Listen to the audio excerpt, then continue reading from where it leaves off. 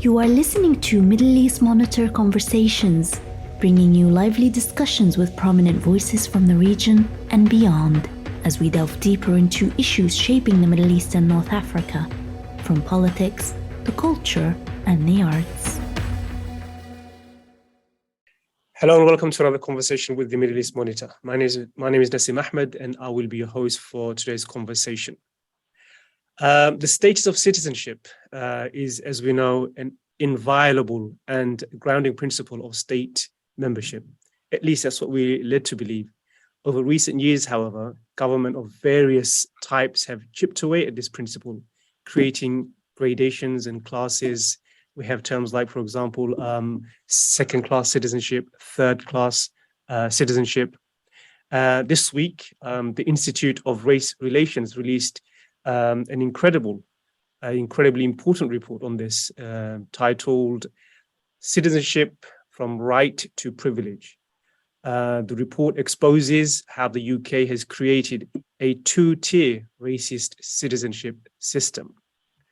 To discuss the report, I'm joined by the author, Frances Weber. Frances, in addition to being the author, she's also the vice chair of the Institute of Race Relations. She is a former barrister who specialised in immigration, refugee, and human rights law until her retirement in 2008. Thank you, Frances, for joining us, and welcome to the show. Thank you, Nassim, for inviting me. Let's begin with the report itself. Just give us a brief outline of what the report's about, and then we can dive in and talk more in detail about the findings of the report. Yeah, in fact, you've already more or less covered it in your introduction. So we started off thinking about how is it possible for a young woman who was born and brought up in this country, who doesn't know any other country, who is trafficked to Syria at the age of 15. How is it possible for her 4 years later suddenly to find that she is no longer British, that she has no home, that she's stuck in Syria in the most appalling conditions, and that we are talking about Shamima Begum here, by the way. We're talking about Shamima Begum, and we're talking about other women, not just Shamima Begum, but other women who are currently stuck in the prison camps in northern Syria, unable to return because, as it were, behind their back, their citizenship was revoked.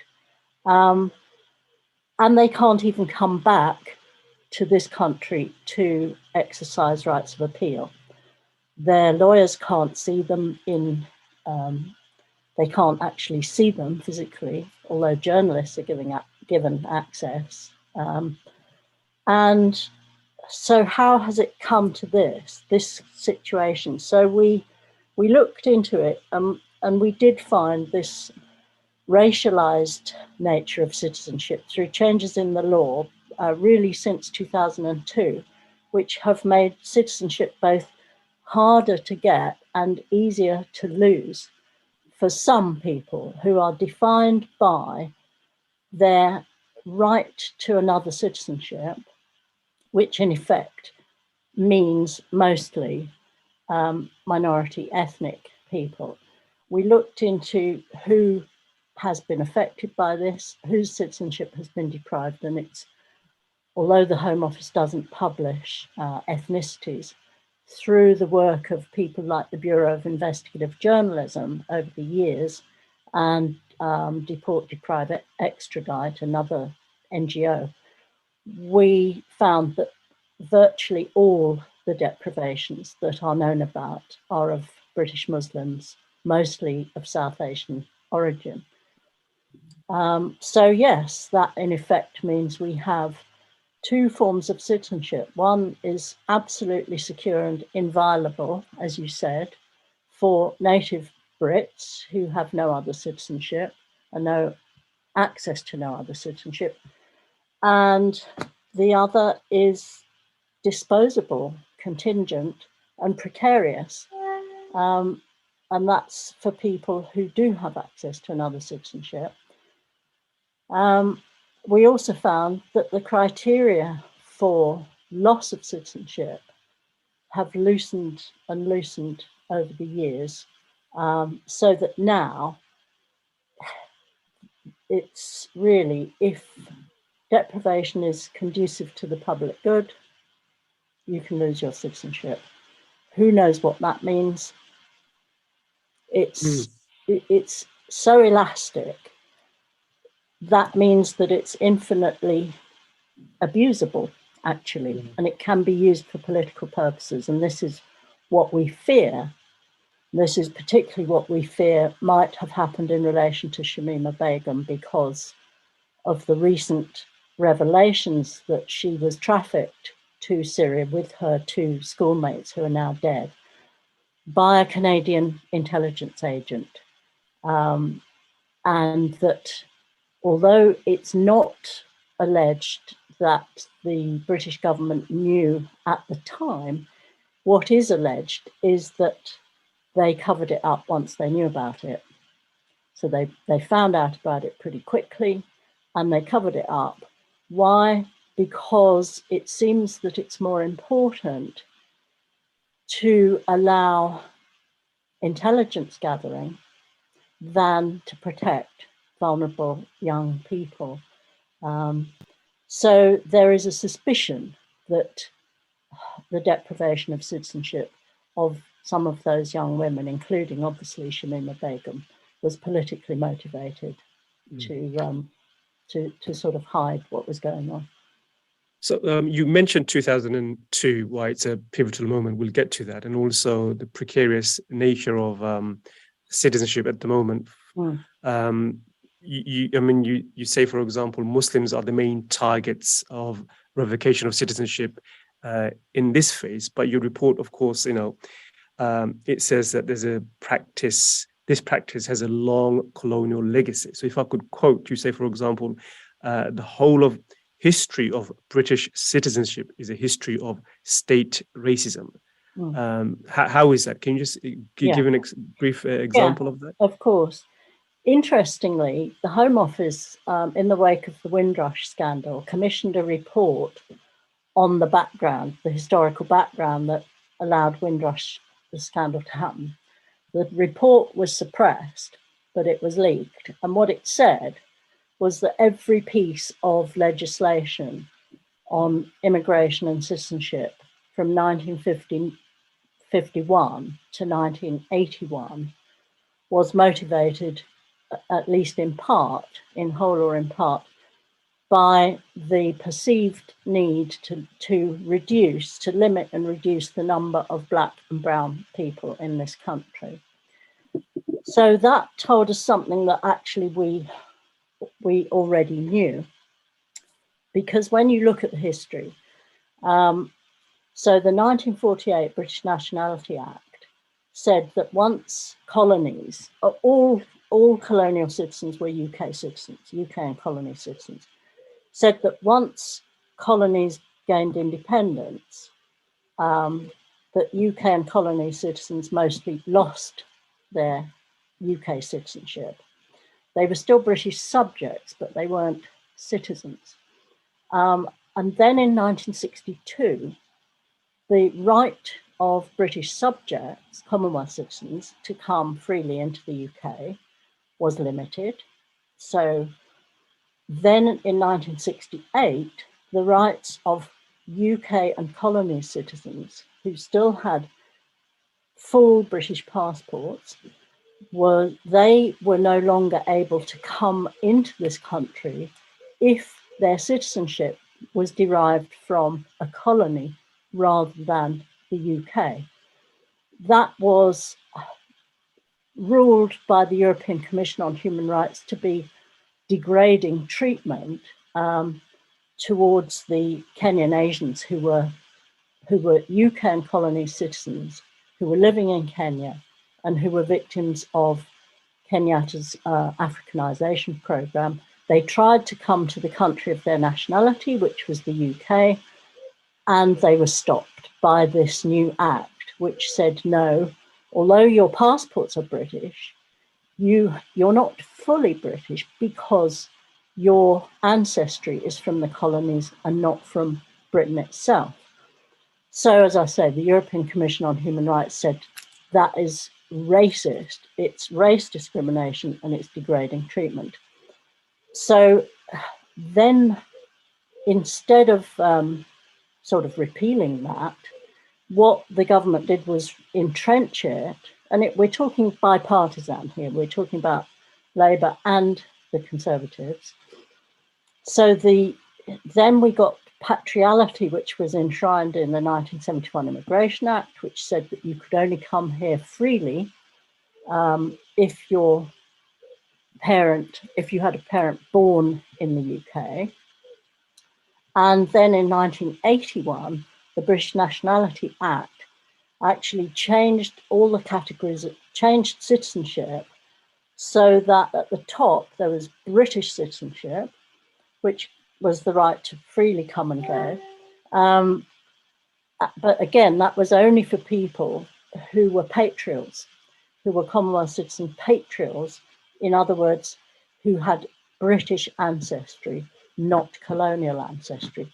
And so you see there, and the other thing that happened in 1981 is that the right to be a British citizen purely by birth in the UK was removed or modified so that it was no longer enough just to be born here. You had to be born here to a British citizen or somebody who was settled here in order to claim British citizenship. So all of those measures were designed, calculated to reduce the black and brown population coming from the new Commonwealth. And that's the colonial legacy, which we saw right the way through in Windrush. We saw, and we see now in this sort of hierarchy of citizenship that has been created by the deprivation provision. I mean, with this picture you've just painted, I mean, you'd forgive someone for thinking the UK never really believes citizenship was something that's foundational to every single British person, a principle that's meant to be the bedrock of our society. Is that really the case? I mean, did the UK ever have a policy where citizenship meant everyone was equal, there was no distinction? Or is this more of a more recent phenomenon of the 20th century? Okay, I think part of the problem, of course, is that we've never had a written constitution. So the rights of citizens are nowhere defined. And actually, even the word citizenship is quite a new one because we're all actually subjects. I mean, we all start off as British subjects, which is very interesting.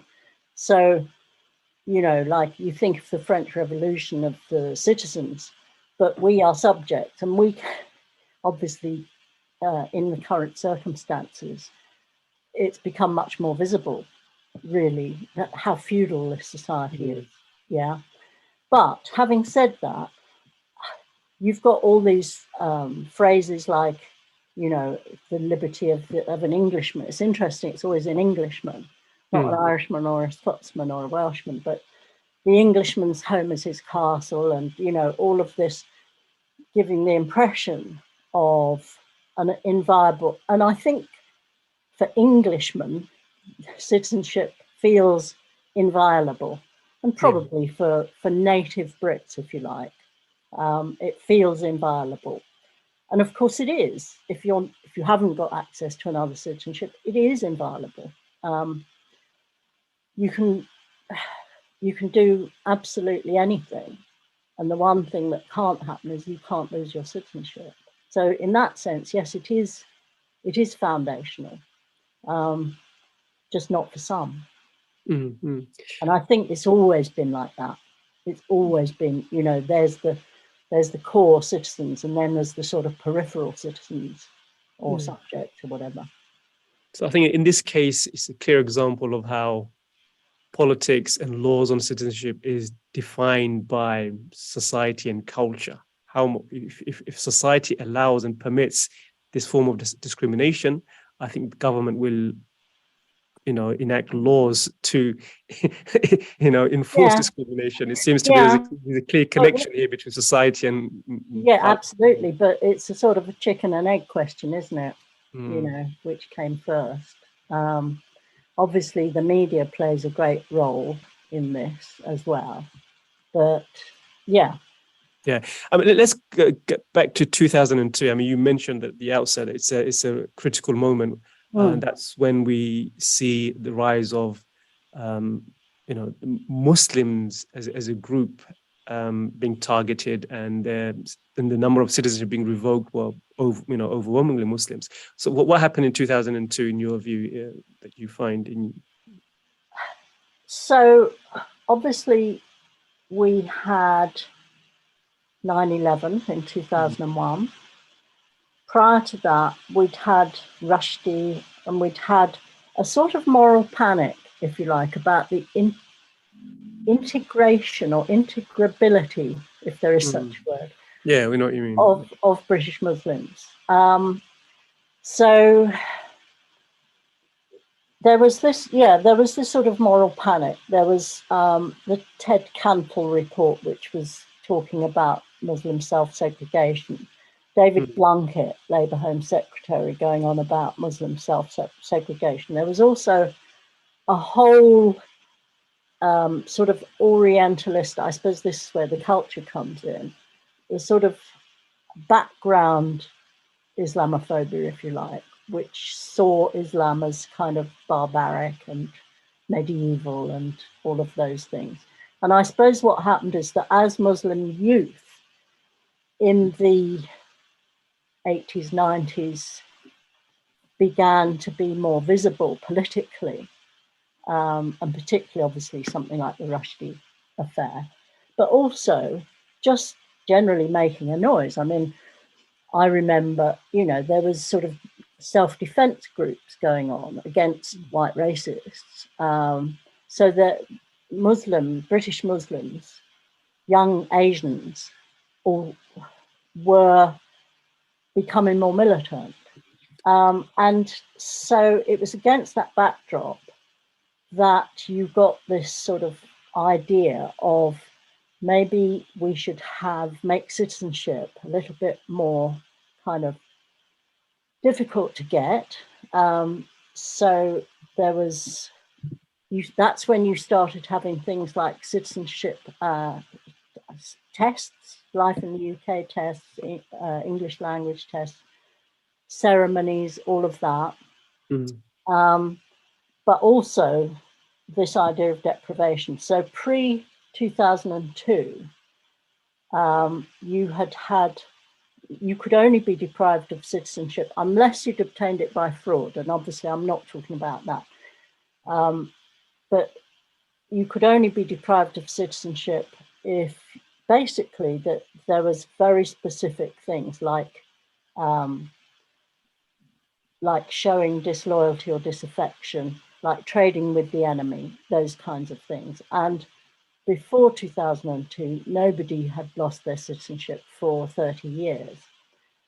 So that the multiculturalism, the official multiculturalism of the 80s gave way during the 90s to this sort of idea of community cohesion.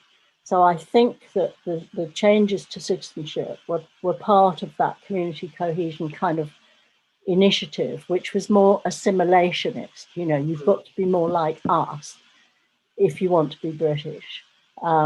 So the two main changes in 2002 were that the various grounds of deprivation were changed into one overarching ground, which was conduct prejudicial to the vital interests of the UK, but also, and more crucially, that you could be deprived of your citizenship if you were born here, which had never been the case before, provided you had another citizenship.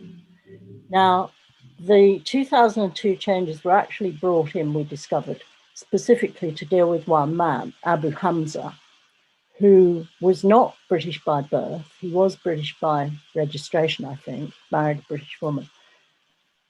But he was a sort of preacher of hate, if you like. So his offence was hate speech. I think he was Finsbury Park Mosque. That's right. Yeah. Yeah. And so he could not be deprived of citizenship under the law as it then stood, because he wasn't trading with the enemy. I suppose it could have been argued that he was showing disloyalty or disaffection, but they didn't argue that. They said, no, it's conduct prejudicial to the vital interest. So with that change, they removed his citizenship. But it was those two changes that really opened the door to it was like they suddenly thought, yeah, we can use this. We can use citizenship. We can remove citizenship. We can use the threat of removal of citizenship to make people behave. And so then things, got worse as the time went on. Yes. So, your report outlines a number of key moments. So we have 2002, and then over the years, number of key moments, number of acts of parliament, which made revocation of citizenship much, much easier and weakened the status until we come to 2001 and 2002, the Borders, Nationality and Borders Bill. We have Clause 9, where the government went as far as to be able to revoke citizenship without notification, without giving any notice whatsoever. And your report kind of coincides with that period. And in that period, also at the same time, Priti Patel, former Home Secretary, she banned the Palestinian group Hamas. And I'm wondering whether you think there's a connection in that. I'm not saying that British Muslims support Hamas by and large, but we see in many, many countries where support for alleged support for terrorism is used to revoke citizenship, or in the case of China, put people into concentration camps. In the case of the Middle East, put them into prisons and torture the victim. And in the case of many Western countries, to revoke their citizenship on allegations of terrorism. So was that a way of telling Muslims to be careful, do you think? It's very interesting. I hadn't spotted that. It's certainly true, and we know from the book by Rizwan Sabir, The Suspect, that any support for Palestinian self-determination is seen, they open an MI5 file on you if you support. So we know that. I interviewed him, by the way, on this as well. Did you? Okay. Yeah, it's a brilliant book. Yeah. Anyway, but I hadn't spotted that. But yes, there could be a connection. But the immediate trigger for the 2021 provision, the no notice provision, was a court case. The High Court, what happened was there was a specific case involving a woman in Syria that they wanted to deprive. They couldn't reach her. So they put through this regulation saying that if we can't actually reach somebody, we can serve the notice to their file. So, which just meant no service at all, just put the notice on the file. And the High Court ruled that that was unlawful. You cannot do that. You have got to give notice according to the legislation. That ruling was in July 2021, and Clause 9, the no notice clause, was introduced in October 2021. And I think that was certainly the immediate trigger for it. They wanted to make that practice lawful, which the judge had ruled unlawful, which they could do by primary legislation. And they wanted retrospectively to legalize unlawful acts, which is why the provision does that. it retrospectively legalizes acts of service on the file, so no notice, which have already taken place. So that's what the immediate trigger for the provision was. Yeah, I mean, what I said probably wasn't that allegation could be made because of the timing, and it just quite convenient that it came in the time that it did. I want to ask you a few questions about the number itself, the exponential rise in the revocation of citizenship since 2002. Can you just share some figures for us? How that's well, got as up? I say, between 1973 and 2002, there were no revocations other than fraudulent acquisition. In the noughties, the average was one per year, on average. Between 2010 and 2016, the average was 7 per year. Between 2017 and 2020, which is the last year for which we have figures, the average was 40 per year. It's true that in what that was like 1 year, there were 104 deprivations. That was in 2017. But you can see it going from 0 to 1 to 7 to 40 in a period of 20 years, basically. So yes, it is pretty exponential, actually.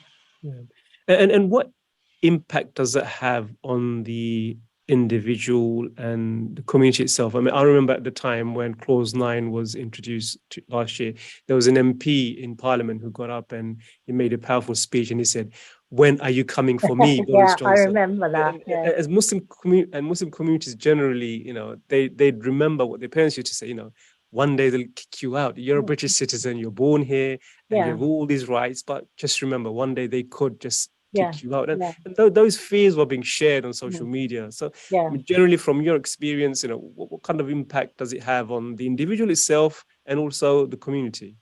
Well, I think, yes, you're right. It creates that sense, it creates a sense of precariousness, that you have to behave, that you can't just take for granted that you will remain a British citizen. And particularly that is so since the criteria were reduced to deprivation conducive to the public good, which is incredibly vague. It could mean anything that any Home Secretary wants it to mean. But also, rights of appeal have been pretty well removed. I mean, you can't just appeal because you're not a threat to national security. Well, you can appeal, but you won't win your appeal. The tribunal no longer has the power to decide for itself whether you are a threat to national security. All they can do is to say this decision is completely unlawful. Otherwise, they have to agree with the Home Secretary. So, but the impact, it's not just on the individual, because a lot of people say, oh, well, look, it happens to very few people, so I don't know why people are worried, because, if you're not a terrorist, there's no need to worry. But it's because the definition is so vague, and because of the historical parallels, with 1968, the East African Asians, and because stuff like Windrush,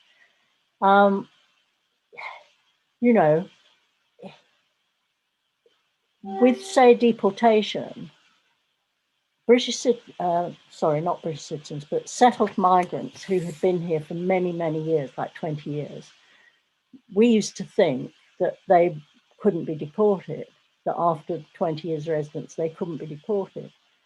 But gradually, well, not that gradually, but over the past, say, decade or so, the threshold for deportation has got lower and lower and lower. And now you can be deported, for committing a crime, going to prison for sort of 12 months or something, or less.